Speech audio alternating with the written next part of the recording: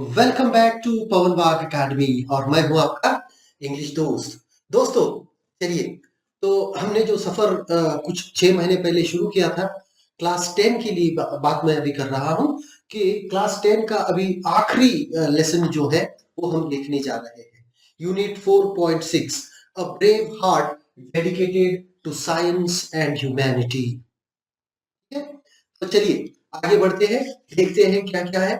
वैसे भी हम टच में तो रहने वाले ही हैं और आपको जो भी डाउट्स होंगे वो आप कमेंट बॉक्स में लिख कर भेजिए, तो मैं उसको जरूर आपके डाउट्स के आंसर्स दूंगा। ओके, तो चलिए आगे बढ़ते हैं इस लेसन के साथ, जिसका नाम है a brave heart dedicated to science and humanity. तो देखते ही ये लेसन इसके बारे में है और इस लेसन से हमें लेसन में हमें क्या बताया जा रहा है। ठीक है, तो चलिए शुरू करते हैं।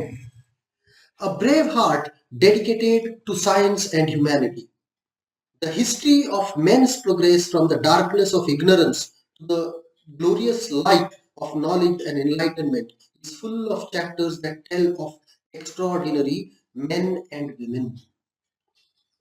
हमारे इंसान की जो प्रगति है, इंसान का जो विकास हुआ है, मानव प्रजाति का जो विकास हुआ है, उसमें असंख्य, उसमें ऐसी बहुत सारी कहानियां हैं जिनमें कई सक्सेसफुल, कई यशस्वी, है ना, कई सफल इंसानों के, पुरुष हो अथवा महिला हो, उनकी कहानियां उसमें सम्मिलित होती है, उसमें दर्ज है।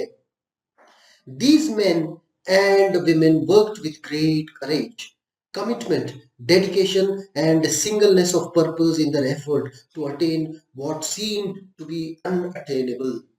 और ये जो व्यक्ति थे जिन्होंने कुछ हासिल किया है, वो ऐसे व्यक्ति थे, चाहे वो महिला हो पुरुष हो, उन्होंने अपना जो काम किया है वो बड़ी ही निडरता से किया है, बहुत ही लगन से। कमिटमेंट का मतलब क्या होता है? लगन।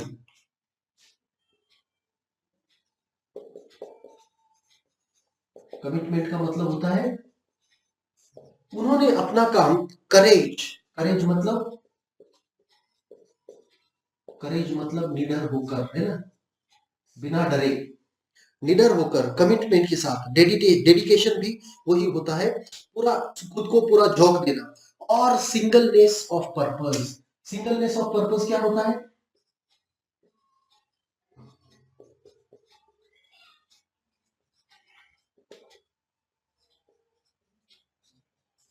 सिंगलनेस ऑफ पर्पस मतलब उनके दिमाग में, उनके मस्तिष्क में, उनके विचारों में सिर्फ एक ही बात होती थी कि मुझे ये करना है। समझ में आया?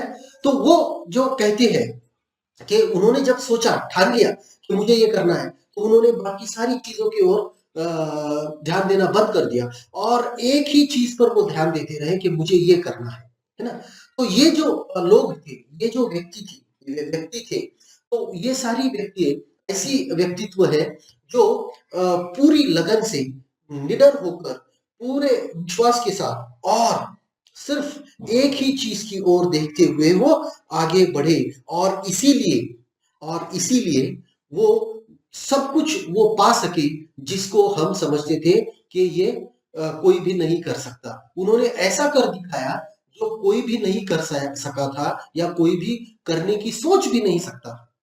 ठीक है, तो ऐसे असंख्य महिला और पुरुष हमारे इस धरती पर पैदा हुए हैं जिन्होंने, लोगों को ऐसा जब लग रहा था, अनहोनी लग रही थी कि ये हो ही नहीं सकता है, ऐसी अनहोनी को भी उन्होंने होनी करके दिखा दिया है। ऐसी कहानियां, ऐसी असंख्य, ऐसी बहुत सारी ढेरों कहानियां आपको इस हम कह सकते हैं कि इंसान के इतिहास में मिलेंगी। These men and women were driven in their efforts to uncover the truth and mystery of the universe with indomitable spirit, which characterizes the human spirit, है ना। और ये जो महिला पुरुष थे, ये जो व्यक्ति थे, उनको सिर्फ एक ही बात खींच सकती थी या फिर खींचती थी, और वो बात थी कि ये जो रहस्य है, अपने धरती का जो रहस्य है, उस रहस्य को किस तरह से उजागर किया जाए, सत्य क्या है, इसकी खोज में उन्होंने इन सारी चीजों को किया है और बहुत ही अच्छी तरह से उन्होंने उसको किया है। और इसके पीछे सिर्फ एक ही चीज है और वो चीज है ह्यूमन स्पिरिट। ह्यूमन स्पिरिट मतलब क्या है कि उन्होंने जो कुछ कर दिखाया है वो तो इंसानी जज्बे का एक भाग है, वो तो इंसान में वो गुण होता ही है, इस तरह से वो कह दी।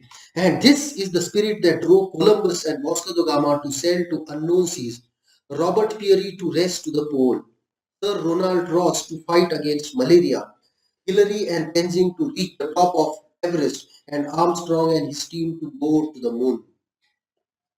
और ये जो इंसानी गुण होता है, कौन सा गुण है वो? इंडोमिटेबल है ना। इंडोमिटेबल मतलब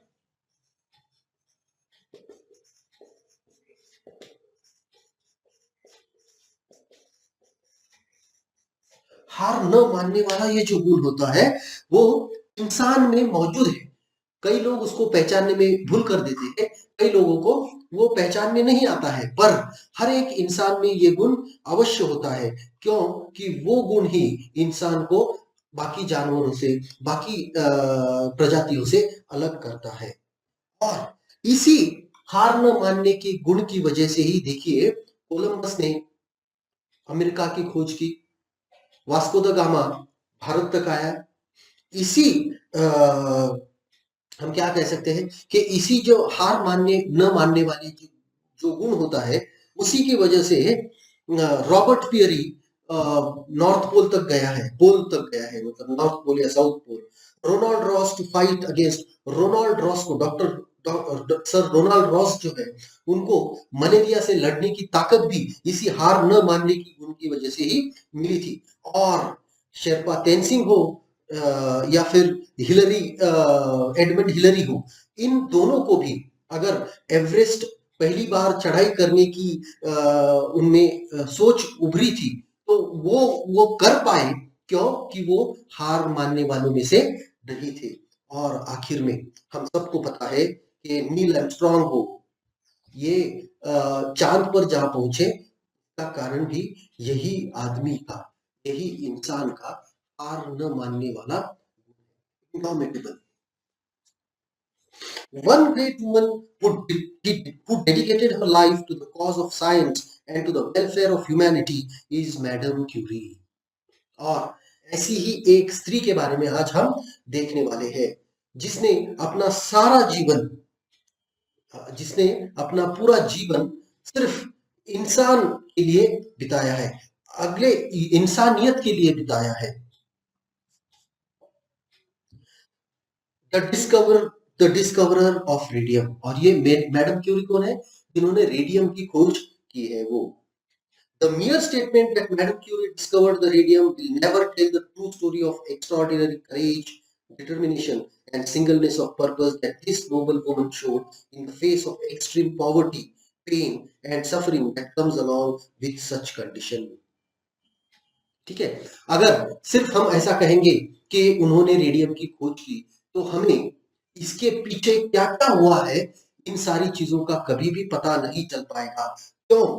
क्यों कि उनको ये करने के लिए वो कोई बहुत ही अमीर घर में पैदा हुई औरत नहीं थी, तो वो एक बहुत ही क्या कह सकते हैं साधारण परिवार में पैदा हुई लड़की थी जो आगे चल के उनको बहुत ही तकलीफ और दुख का सामना भी करना पड़ा, क्योंकि गरीबी में ये सारी चीजें होती ही है। और इन सारे चीजों के बावजूद अगर आप फोकस कर सकते हो, अगर आप एकाग्र हो सकते हो और अपने काम के प्रति पूरी पूरी निष्ठा के साथ आप आगे बढ़ सकते हो, तो फिर हम कह सकते हैं कि ये कोई असाधारण काम हुआ है। सिर्फ हम ये कहें कि मैडम क्यूरी ने रेडियम की खोज की, इससे हमें कुछ भी पता नहीं चलता है। हमें पूरी बातें जब तक पता नहीं होती तब तक हम उनकी सफलता को उस दर्जे से नहीं आंक सकते। Born Maria स्कोल्डोस्का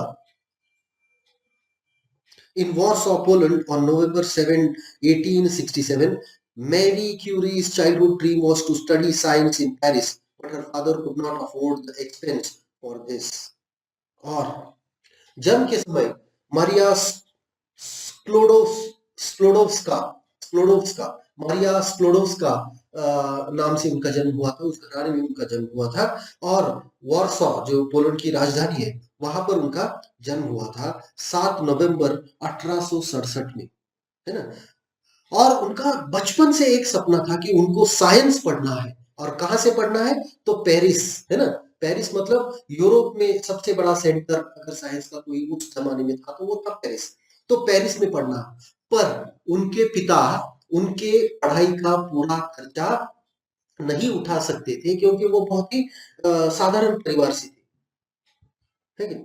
so Maria took a job as governess and saved a little money. और फिर उन्होंने क्या किया?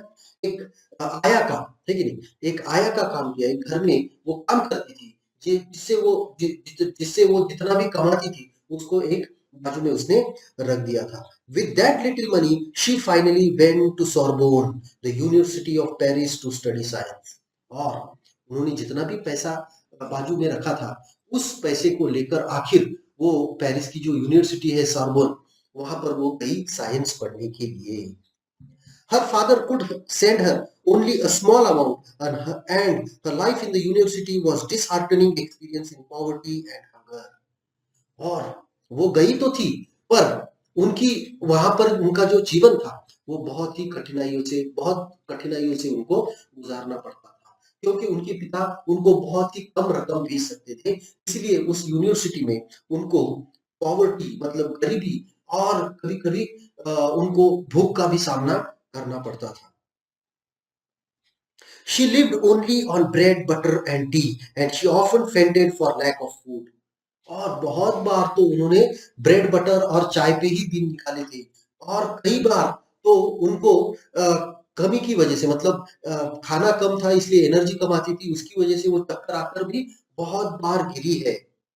In spite of all this, she pursued her studies indomitably, and she topped her class with honors in physics and mathematics. पर इन सारी कठिनाइयों के बावजूद उन्होंने हार नहीं मानी। उन्होंने अपनी नहीं सिर्फ पढ़ाई पूरी की, और उन्होंने अपने क्लास में अव्वल नंबर हासिल किए। एक बहुत पहले नंबर पर वो आई अपने क्लास में। और यही उनकी हार न मानने वाली जो उनका गुण था, उसी की वजह से उन्होंने फिजिक्स में और मैथमेटिक्स में उसी यूनिवर्सिटी से, सॉर्बोन यूनिवर्सिटी से ऑनर्स की डिग्री हासिल की, फिजिक्स और mathematics. It was at the university that she met a Frenchman, Pierre Pierre Curie, a brilliant but poor scientist. और यहीं पर वो ये इसी यूनिवर्सिटी में, जिसको हम पेरिस यूनिवर्सिटी, सोर्बोन यूनिवर्सिटी कहते हैं, वहीं पर उनको एक फ्रेंच व्यक्ति जिनका नाम पियरे क्यूरी था, उनके साथ उनकी मुलाकात हुई। ये भी बहुत ही होशियार ऐसे वैज्ञानिक थे, पर बहुत ही गरीब थे। Then they together began to work in a shabby laboratory. Soon their friendship turned into love, and in less than a year, in July 1895, they were married. फिर उसने क्या किया? पेरी क्यूरी के साथ काम करना शुरू किया। एक छोटे से बहुत ही लेबोरेटरी जो थी, शैबी थी। शैबी मतलब बहुत कुछ अच्छी लेबोरेटरी नहीं थी, कुछ इक्विपमेंट्स उनके पास नहीं होंगे। तो इन सारी चीजों के साथ उन्होंने काम करना शुरू किया, और दोनों में दोस्ती बढ़ गई। और 1 साल के अंदर ही उस दोस्ती को उन्होंने रिश्ते में बदल दिया। वो शादी करके 1895 में, 1895 में जुलाई में उन्होंने शादी कर ली। The couple then took a flat in Paris with scarcely any furniture in it except their books, a lamp, a white wooden table and 2 chairs. और इन्होंने फिर क्या किया? पेरिस में एक फ्लैट किराए पर ले लिया। took a flat in Paris, उन्होंने एक फ्लैट लिया, और उसमें कोई भी फर्नीचर नहीं था। उस घर में, उस फ्लैट में अगर कुछ है तो सिर्फ थी किताबें, बहुत सारी किताबें, एक छोटा सा टेबल था और एक लैंप था। बाकी वहां पर कुछ भी नहीं था। मतलब ऐसी परिस्थिति में भी उन्होंने अपना काम नहीं छोड़ा। After the birth of doctor Irene, the next year Mary and Pierre set up a laboratory in a wooden shed near the flat. It had a leaky skylight and an earthen floor. Here, Mary, after her daily housework, settled down to study. और उनकी जब पहली बेटी Irene पैदा हुई, तो Irene के जन्म के बाद ही उन्होंने क्या किया, अपने फ्लैट के कुछ पास में ही उन्होंने एक जगह में एक शेड बना दिया, है ना? एक ऐसा पतरे का शेड वगैरह बनाकर वहीं को उन्होंने काम शुरू किया। वो पतरे का जो शेड उन्होंने बनाया था, उस शेड में नीचे तो मिट्टी ही थी, मतलब उसमें कोई फर्श वगैरह नहीं था। और उसमें ऊपर जो कुछ छत थी, उस छत में से भी बहुत ही वो क्या कह सकते हैं, बहुत कुछ अच्छी छत नहीं थी, उसमें से भी सूरज की रोशनी अंदर आती थी। तो ऐसी जगह पर मैरी ने क्या किया, ऐसी जगह पर मैरी ने क्या एक काम किया कि वो दिन भर अपना काम करती थी और दिन का अपना काम खत्म करके वो लेबोरेटरी में पढ़ने के लिए आकर बैठती थी। Murray was specially interested in a substance called uranium, which was obtained from pitchblende, a black, very hard and very expensive substance. हाँ, ये मैरी क्यूरी जो थी वो बहुत ही इंटरेस्टेड थी एक पदार्थ जो जिसको हम यूरेनियम कहते हैं, जो पिच ब्लेंड मतलब एक बहुत ही काला भद्दा जिसको हम डामर के जैसा कह सकते हैं, उस जैसे पदार्थ से वो बहुत ही काला होता है, बहुत ही घना होता है, हार्ड होता है और बहुत महंगा भी होता है। उस पदार्थ से यूरेनियम हम निकालते हैं। तो वो उस यूरेनियम पर उनका बहुत ही ध्यान था और उनको उस यूरेनियम के बारे में वो बहुत ही इंटरेस्टेड थे। Uranium was known to give off very powerful rays which men could see through many substances. और यूरेनियम जाना जाता था कि उसमें से बहुत सारे किरणोत्सर्ग उसमें से निकलता है, इसके लिए यूरेनियम जाना जाता था। और मानवीय आंखों को भी वो देख सकते थे, अगर कोई उपकरण आप उपयोग करें तो उसमें से आपको वो भी दिखाई पड़ सकते थे।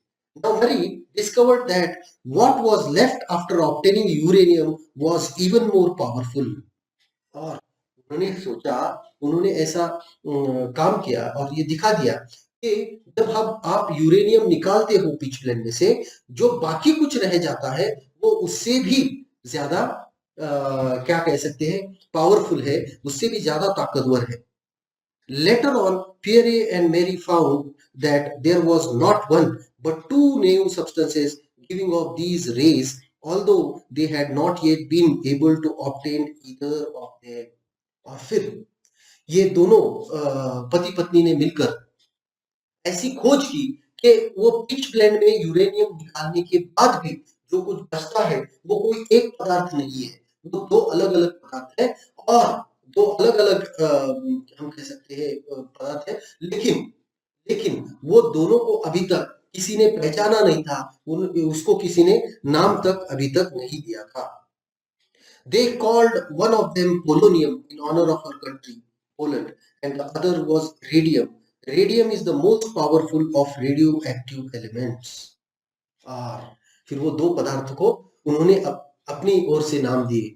एक तो उन्होंने उसको नाम दिया पोलोनियम। पोलोनियम क्यों? क्योंकि वो उसको अपने देश पोलैंड से आती थी, तो पोलैंड का के क्या कहते हैं आदर के अभिव्यक्ति के तौर पर, उनका अभिवादन के तौर पर उन्होंने पोलैंड का नाम उसमें से लिया और उसको पोलोनियम ये नाम दिया। और दूसरा जो पदार्थ था उसको नाम दिया उन्होंने रेडियम। अब ये radium is the most powerful of radio active elements. Radium को कहा जाता है कि वो सबसे ज्यादा किरणोत्सारी पदार्थ है, किरणोत्सर्ग उसमें से बहुत ज्यादा होता है। And radioactive elements can give off rays which can penetrate substances that are opaque to light. और उन्होंने इस बात की भी खोज की कि रेडियो एक्टिव सब्सटेंसेस जो होते हैं, किरणोत्सारी पदार्थ जो होते हैं, वो इस तरह के किरण छोड़ते हैं जो किसी कांच जैसे पारदर्शी पदार्थ में से तो पार होते ही है, पर किसी लोहे के पतरे में से भी, मतलब जो अपारदर्शी कोई चीज है उसमें से भी वो जा सकते हैं, पार हो सकते हैं, ऐसा उन्होंने खोज निकाला।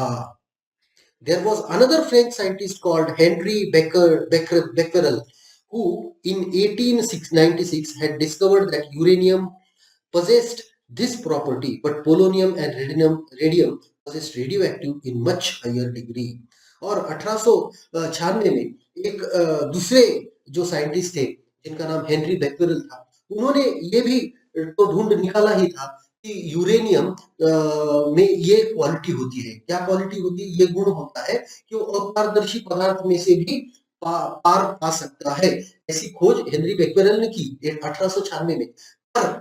पर यूरेनियम के साथ-साथ पोलोनियम और रेडियम में भी ये क्वालिटी कई गुना ज्यादा पाई जाती है। कई गुना ज्यादा ये क्वालिटी पोलोनियम और रेडियम में पाई जाती है। The Curies now began to work with greater enthusiasm, but they were poor and pitchblende itself was an extremely expensive substance which they could not afford to buy in large quantity. अभी देखो, ये curies जो थे, है ना, Curie दाम्पत्य जो थे, वो काम तो कर रहे थे और बहुत ही ज्यादा उत्साह से काम कर रहे थे। हेनरी बेक्वेरेल के हेनरी बेक्वेरेल ने जो कुछ भी यहाँ पर सिद्ध किया था, उसके बाद तो उनके काम में जैसे मानो एक लगन बहुत ही ज्यादा बढ़ गई और उनको इसमें बहुत ही ज्यादा उत्साह उनको आने लगा। पर अड़चन एक थी कि पिच ब्लेंड, वैसे तो वो तो खुद इतने गरीब थे कि वो पिच ब्लेंड जैसे पदार्थ को ज्यादा मात्रा में नहीं पा सकते थे और इसीलिए उनको थोड़ा सा उसमें संशोधन में थोड़ी सी तकलीफ होने ही वाली थी। They, however, sacrificed all the luxuries of life to save money to buy whatever little amount of pitchblende they could. फिर उनको एक काम करना पड़ा और वो काम था कि जितने भी अपने जीवन में लग्जरीज होती है, लग्जरीज मतलब जितनी भी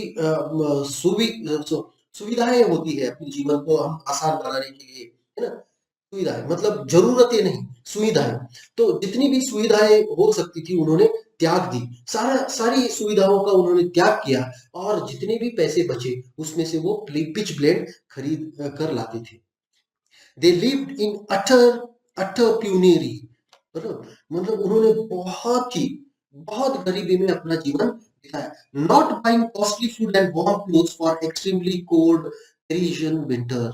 देखिए, अभी ये तो बहुत ही क्या कह सकते हैं, उच्च कोटि का त्याग उन्होंने किया था कि उन्होंने बहुत ज्यादा महंगा खाना कभी भी वो नहीं खाते थे, वो एकदम सादा खाना खाते थे, एक नंबर। और दो कि उन्होंने पेरिस का जो वातावरण है, पेरिस बहुत ही ठंडा होता है, ठंडियों में तो वहां पर बर्फ जमती है और ऐसे वातावरण में, ऐसे माहौल में आपको गर्म कपड़े की सख्त जरूरत होती है, पर उन्होंने उसकी तरफ भी ध्यान नहीं दिया। गर्म कपड़े भी उन्होंने त्याग दिए ताकि वो पैसे बचाकर अपना काम कर सके। Often they could not sleep during the cold night due to lack of warmth. और बहुत बार तो वो रात रात भर सो नहीं पाते थे। क्यों नहीं सो पाते थे? क्योंकि वहां पर गर्मी नहीं थी, इतनी ठंडी होती थी कि वहां पर उनको सोना भी, रात भर सोना भी उनके नसीब में नहीं होता था ठंड की वजह से। Overwork seriously affected madam Curie's health, और बहुत ज्यादा काम मैडम क्यूरी को अभी उनके शरीर पर वो दबाव डाल रहा था। बहुत ज्यादा काम की वजह से उनका शरीर अभी कमजोर होने लगा था। Often she was forced to leave the laboratory to take a much needed rest, और उनको काम करते समय भी लेबोरेटरी छोड़कर अपने घर जाकर थोड़ा सा आराम करने की जरूरत उनको महसूस होती थी, क्योंकि शरीर आपका साथ तभी देगा अगर वो स्वस्थ होगा, और ऐसे ज्यादा काम करने की वजह से शरीर थोड़ा सा थक जाता है तो उसको आराम की जरूरत है। तो कभी कभी उनको अपने उस लेबोरेटरी में करते हुए काम को बीच में छोड़कर ही उनको घर पर आराम करने के लिए जाना पड़ता था। Her husband begged her to give up the struggle, but she resolutely refused. और उनके पति को, पियरे को तो पता चलता था कि नहीं नहीं, अब आप एक काम करो, आप जाकर आराम से रहो, आराम करो, अपनी तबीयत की ओर थोड़ी सी ध्यान दो, ऐसा वो उनको कहते थे। पर मैरी को ये कुछ भी नहीं सूझता था, वो कभी सुनती ही नहीं थी। Marie was driven by a mad determination to discover the mystery of radium. और उनके दिमाग में मानो उनको इस सोच ने कि मुझे रेडियम खोजना है, रेडियम खोजना है, वो रेडियम के बारे में जानना है, ज्यादा जानना है। तो इस विचार ने मानो उनको पागल कर दिया था और उनको कुछ भी नहीं दिखता था। उनको सिर्फ एक ही चीज अपने आंखों के सामने दिखती थी और वो थी रेडियम की रेडियम का रहस्य, mystery of radium.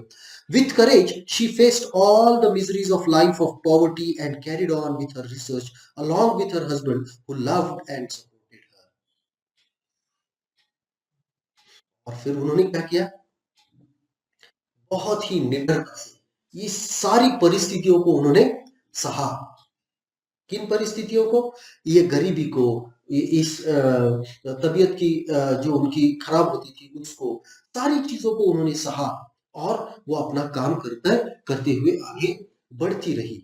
पर इसमें एक चीज जो थी वो थी कि उनके प्रति बहुत ही उनका क्या कहते हैं, उनका प्रेम उन पर था। और दूसरी चीज कि वो उनको बहुत ही क्या कह सकते हैं, उनकी बहुत ज्यादा केयर करते थे, उनको बहुत ज्यादा उन पर ध्यान देते थे। इसकी वजह से वो दोनों चीजें कर पाई, है ना, अपनी तबीयत का भी ध्यान रख पाई और अपने काम को भी वो आगे बढ़ा सकी। Luck, however, favored the Curies and windfall came to them. है ही नहीं? और आखिर में लक, नसीब, है ना, जिसको हम कहते हैं, आखिर में उनको नसीब ने उनका साथ दे ही दिया और आखिर में उनको एक अनपेक्षित कुछ हम कह सकते हैं कि उनको लाभ हुआ। क्या था? It was a gift of a ton of pitchblende from Emperor of Austria, who was an admirer of the Curies. फिर ऑस्ट्रिया का जो राजा था, उस राजा ने उनको 1 टन पिचब्लेंड दे दिया, मतलब भेंट किया, है ना। उनको वो राजा ने, ऑस्ट्रिया का राजा जो था वो इनका बहुत ही सम्मान करता था, उनको बहुत ही उनका आदर करता था। तो उन्होंने, राजा ने, ऑस्ट्रिया के एम्परर ने, ऑस्ट्रिया के राजा ने उनको 1 टन पिचब्लेंड भेंट कर दिया। It was the most precious gift the Curies had received, and in their shabby laboratory they toiled along, boiled and burned, overpowered by heat in summer and frozen in with winter cold. और फिर क्या था? उनको जो चाहिए था वो तो मिल चुका था और फिर उन्होंने बड़ी लगन से पूरा ध्यान देकर उस पीच ब्लेंड पर उन्होंने प्रक्रिया करना शुरू किया। उन्होंने, गर्माहट में गर्मी होती थी, ठंड में बहुत ज्यादा ठंड पड़ती थी, पर किसी चीज की ओर उन्होंने ध्यान नहीं दिया। उनका ध्यान सिर्फ एक ही चीज पर था कि ये जो चीज हम कर रहे हैं, ये पिच ब्लेंड से यूरेनियम तो निकल जाता है, पर पोलोनियम, रेडियम कैसे खोज करें, उनमें और क्या है, उसके बारे में वो जानना थे। The Curies continued the Curies continued with their work for 4 more years और 4 साल तक वो ये काम करते, wearing an acid-stained, dust-covered mask. Mary toiled along, stirring large pots of pitchblende, ensuring that the fires beneath were active throughout the day and night. और फिर पर वही लेबोरेटरी में वो अपना काम आगे बढ़ाते रहे। वहीं पर उनके कपड़ों पर वो एसिड के दाग बन गए, या फिर वैसे ही वो जो मास्क था जिस पर डस्ट, पूरी पूरी धूल बैठ चुकी थी, ऐसे इसमें उन्होंने अपना काम जारी रखा। और मेरी को वो जो पिच ब्लेंड होता था जिसको वो उबालते थे, उसको हमेशा से ही स्टर करना पड़ता था, मतलब उसको हिलाते रहना पड़ता था। और वो ये भी देखना पड़ता था कि उसके नीचे की जो आग है वो दिन और रात भर दिन भर वो शुरू रहे। Then in 1902 success finally came और आखिर में 1902 में उनको सफलता मिली। ठीक है, तो इसके आगे का भाग हम अगले लेसन में लेंगे। आशा करता हूं कि जो कुछ भी अभी तक हमने किया है वो आपको समझ में आया है। समझ में आया है तो लाइक जरूर कीजिएगा, दोस्तों के साथ शेयर कीजिएगा और ऐसे बहुत सारे वीडियोस पाने के लिए पवन वाग एकेडमी को सब्सक्राइब करना मत भूलिएगा। Thank you, bye bye.